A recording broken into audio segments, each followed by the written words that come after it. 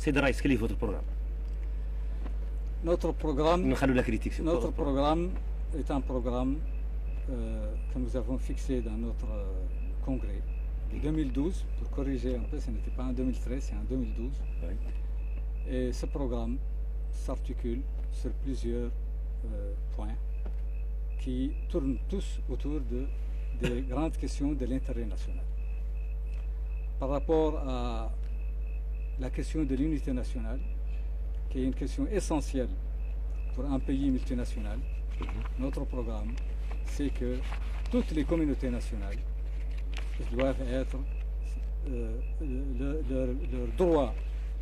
leurs droits nationaux, soit des droits culturels, des droits politiques, des droits sociaux, des droits économiques, doivent être garantis par l'État mauritanien. Qu'ils soient majoritaires ou qu'ils soient minoritaires, ce n'est pas ça ce qui compte.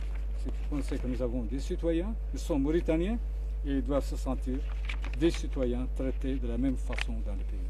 Donc, cette égalité en droit de toutes les communautés est une garantie de l'unité du peuple. Deuxièmement, il faut réparer les torts qui ont été déjà faits. Nous avons ce que nous appelons le passif humanitaire. Oui. Nous avons, en 2007, pris le bon chemin pour les régler, avec la déclaration du président Sidi, avec les journées de concertation sur l'unité nationale, avec la feuille de route qui avait été adoptée au cours de ces journées-là en 2007, aussi bien pour le règlement du passif humanitaire que pour le règlement du problème des déportés, que pour la question même de la cohabitation entre les communautés. Mais malheureusement, ce pouvoir, c'est l'un de ses bilans les plus négatifs, c'est qu'il a laissé pourrir ce dossier. Qui aurait pu être aujourd'hui. Mais il a créé une agence à cet effet. Lui, il fait surtout de la politique spectacle. C'est-à-dire qu'il commence à prendre en charge une question, oui, mais c'est pour le spectacle. Et ce n'est pas pour aboutir à un résultat. On verra bien ce que dira M. Chaque chose a été prise. Il a même fait la prière à Kaïdi. Il a même fait des réparations, je le reconnais, il a fait des réparations, oui, pour des victimes ou des ayants droit. Mais tout cela d'une manière telle que le problème reste toujours posé parce qu'il a négligé autre chose. Il a négligé de mettre les victimes, de mettre les ayants droit dans des conditions morales et dans des conditions politiques qui permettent de solder ce dossier.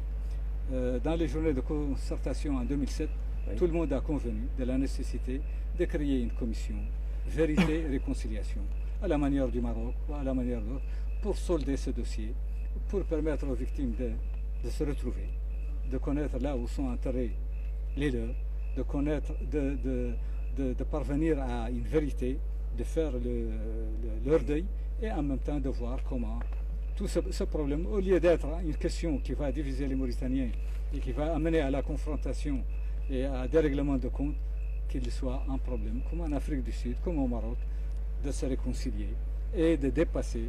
Vous parlez de crise sociopolitique et des tensions identitaires du fait d'une conjonction de politique souveraine. Il y a aussi un autre aspect de l'unité nationale. On ne peut pas faire l'unité nationale sans prendre en charge les legs négatifs de la société antérieure.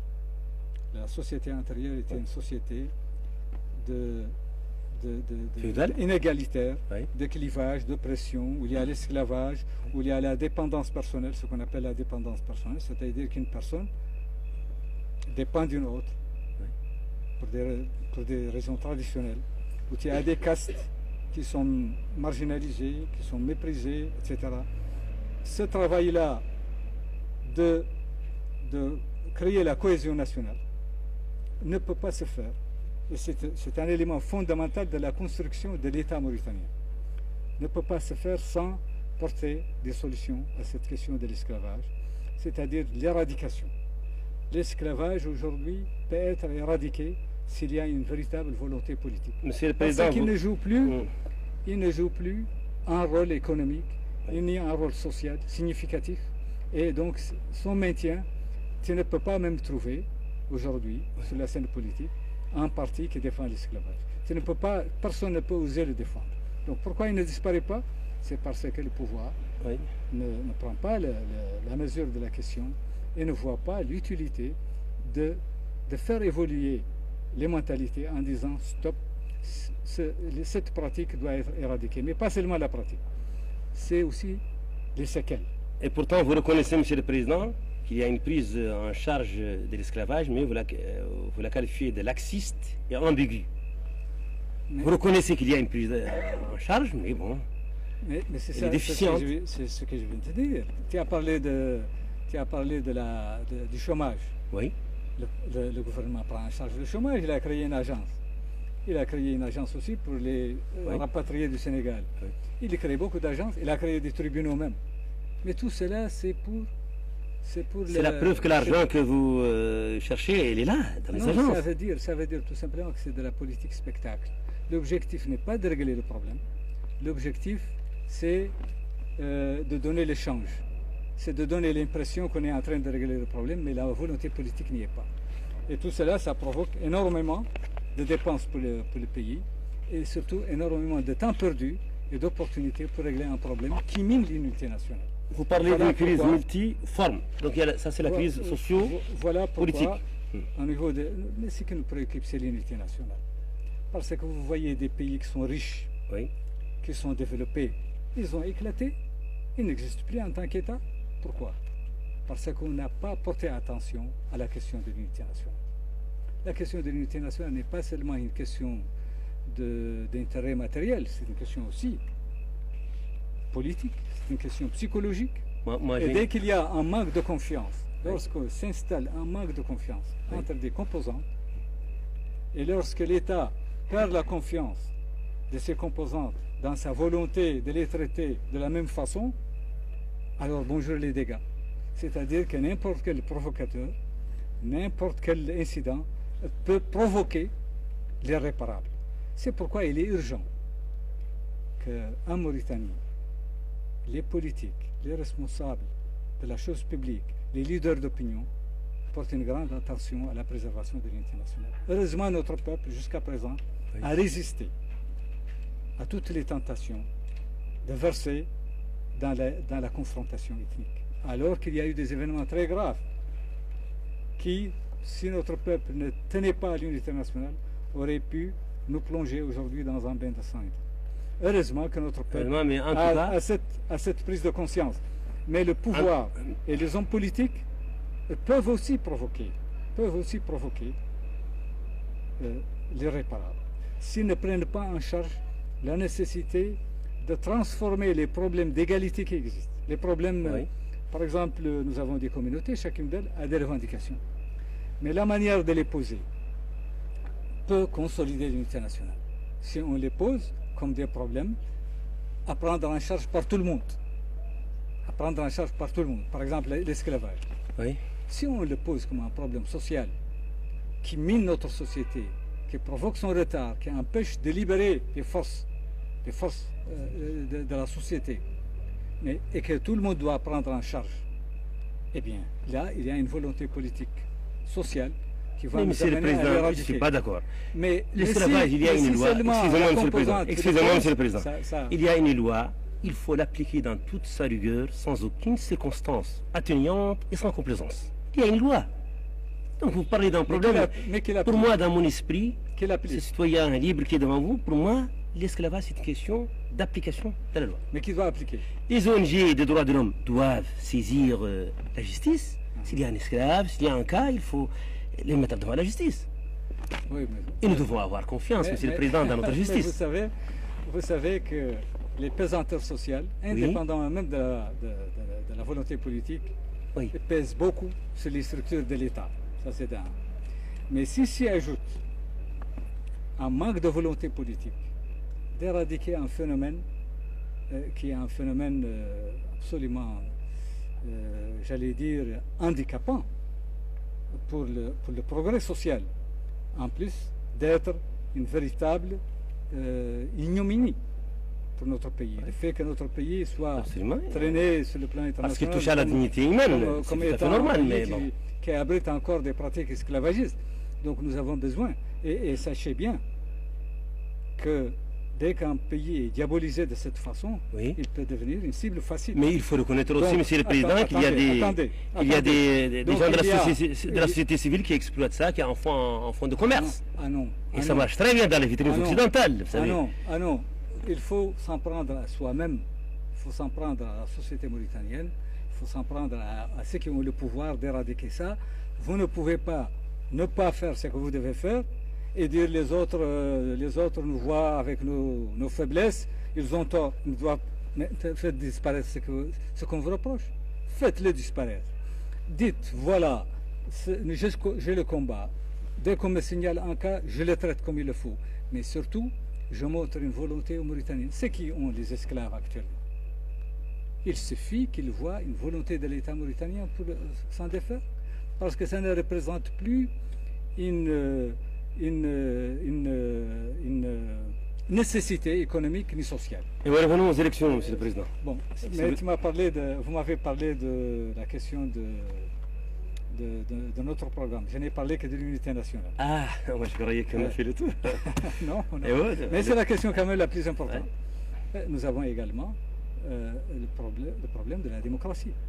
Nous sommes un parti qui est un parti démocratique, qui veut qu'il y ait dans notre pays un système démocratique qui rende possible que le peuple choisisse librement ses dirigeants.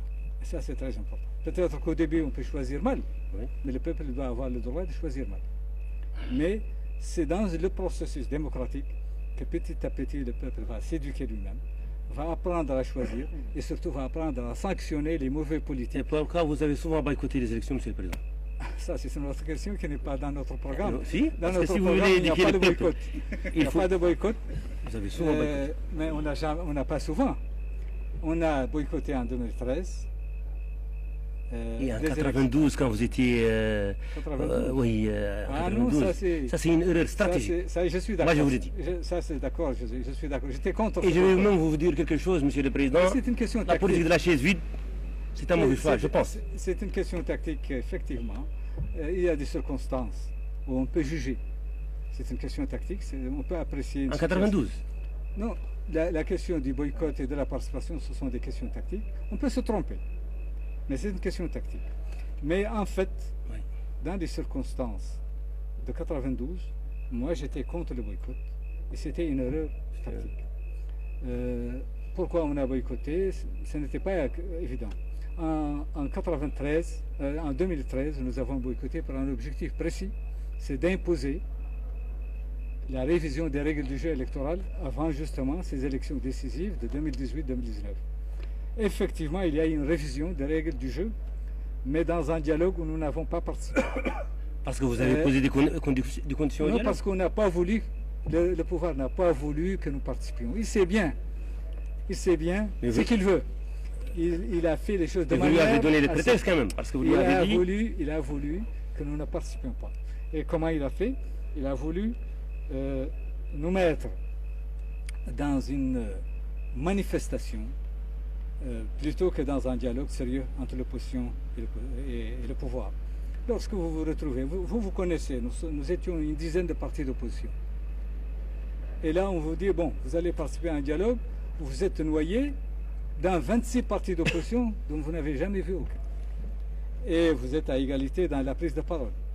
D'ailleurs, l'un de nos amis de l'opposition qui ont participé à ce dialogue a reconnu que leur voix n'était pas audible à cause de tous ces participants qui ne connaissaient pas et que donc finalement ils n'ont pas pu faire passer ce qu'ils voulaient. C'est l'un des dirigeants actuels. Mais si vous étiez venu avec votre poids et avec l'aura qu'on vous connaît, vous allez peut-être changer le cours des choses. Si le pouvoir reconnaît notre poids, il aurait dû accepter ce que nous avons convenu d'ailleurs avec lui, d'appliquer ce que nous avons convenu, que le dialogue doit être préparé en commun. Il l'avait accepté, mais dans la pratique, il l'a refusé. Mais de toutes les façons, nous ne pouvons pas refaire l'histoire. Donc, parlons de ce que nous avons... Parlons de ces élections. Parlons de Qu'est-ce que vous proposez aux Mauritaniens, Dr Mohamed? Parlons de notre programme. Oui, de votre programme. J'ai parlé de la démocratie, j'ai parlé de l'unité nationale, j'ai parlé de la justice sociale. La justice sociale est pour nous fondamentale. Oui. C'est-à-dire que nous voulons une société, la transformation de la société. On est toujours d'une minorité privilégiée et d'une majorité opprimée. Nous, notre société, c'est une société de castes, que ce soit chez les Arabes, que ce soit chez les Halpola, ou les Wolof, ou les Soninké, c'est une société de castes. Oui. Et la société de castes a ceci d'extrêmement grave, que l'identité est donnée par la naissance. Vous pouvez changer votre condition sociale, vous restez ce que vous étiez. Et donc ça marque l'individu et les privilèges liés à cette identité ont été repris par l'État actuel. Donc les gens ne sont pas traités de la même façon s'ils sont de telle caste ou de telle caste. Et évidemment, nous parlons du cas des Haratin. Les Haratin sont une couche, une caste dans la société mauritanienne qui est complètement marginalisée alors qu'elle est la force productive principale. C'est la main-d'œuvre essentielle. Si la Mauritanie veut progresser à grands pas, elle doit transformer, oui. La condition du travail. Elle doit reconnaître au travailleur, donc à celui qui crée la valeur, de lui reconnaître ce qu'il apporte à la communauté nationale, donc qu'il ait un salaire décent, c'est qu'il soit dans des conditions décentes pour que ses enfants puissent être éduqués. Il doit avoir un accès effectif à tous les services publics, notamment les services de santé. Et à ce moment-là, je pense que notre société va aller à grands pas. Par contre, s'il continue d'être traité comme il n'a pas accès aux services de santé, il n'a pas accès à l'éducation, il n'a pas accès à l'eau potable dans les villages à l'intérieur du pays, il n'a même pas accès à la propriété. Et ça, effectivement, c'est un blocage de l'évolution sociale duquel nous devons nous départir. Est-ce que votre parti... Et je pense aussi que les privilèges qui font que, dans cet État, ce qui était privilégié reste privilégié, oui. Mine l'évolution sociale. Voilà, c'est un aspect essentiel. Sur le plan culturel, nous voulons que nous ayons une indépendance culturelle qui se fonde sur nos langues nationales et qui respecte nos valeurs religieuses auxquelles nous sommes très attachés. Notre parti est un parti attaché aux valeurs et principes de l'islam. Tous les partis sont comme ça, Monsieur le Président. Dites-moi, est-ce que votre parti aborde... Et sur le plan, et par conséquent, oui. La promotion de nos langues nationales, toutes nos langues nationales, doivent être garanties. Aujourd'hui, l'officialisation de l'arabe n'est pas effective, de pure forme. Les langues nationales, Pulaar, Wolof, Soninké, ne sont même pas traitées comme des langues. Oui. Elles sont marginalisées. Il y a eu un recul considérable depuis 1999. On est retourné au bilinguisme et donc les langues ont été complètement abandonnées. Alors qu'un peuple demandait aux Coréens comment ils ont évolué.